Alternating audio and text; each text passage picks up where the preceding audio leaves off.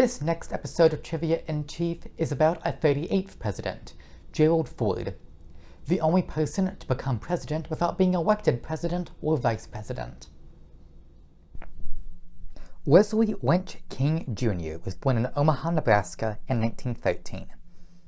His parents divorced soon after Wesley's birth, and Wesley and his mother moved to Grand Rapids, Nebraska. She married a local man named Gerald Rudolph Ford, and young Wesley became known as Gerald Rudolph Ford Jr.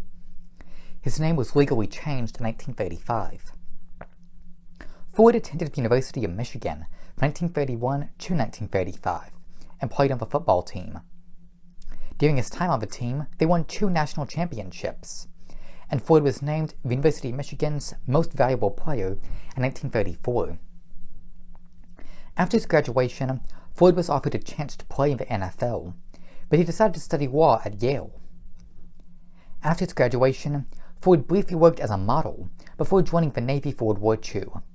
He served on board the USS Monterey. In 1948, Ford married Elizabeth Betty Bloomer. That same year, he won a seat in the U.S. House of Representatives as a Republican. He would serve 13 consecutive terms. After the resignation of Spiro T. Agnew due to the Watergate scandal, Richard Nixon appointed Gerald Ford vice president. After Nixon's resignation in 1974, Ford became president. Ford had not been elected president or vice president, making the first and so far only person to become president without either of these elections. Ford very quickly gave a full pardon to Richard Nixon, in an effort to allow the nation to move on from the Watergate scandal. During his time in office, Ford worked on curbing inflation and stimulating the economy.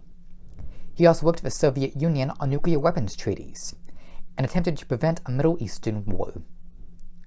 On September 5, 1975, Ford was almost assassinated in Sacramento by Lynette Squeaky Fromm. Activist Sarah Jane Moore attempted to kill him 2 weeks later.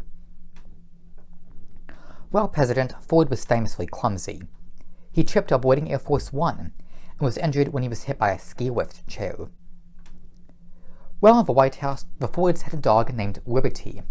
One day, while taking Liberty for a walk at 3 a.m., Ford accidentally walked himself out of the White House, but he was soon saved by the Secret Service. Ford won the Republican nomination in 1976, but he lost the election to Jimmy Carter. He was almost made Reagan's vice president in 1980, and Ford suggested they both serve as co-presidents.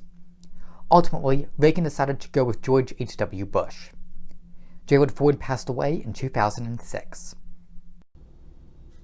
Gerald Ford faced controversy for pardoning Richard Nixon, and ultimately only served 1 term.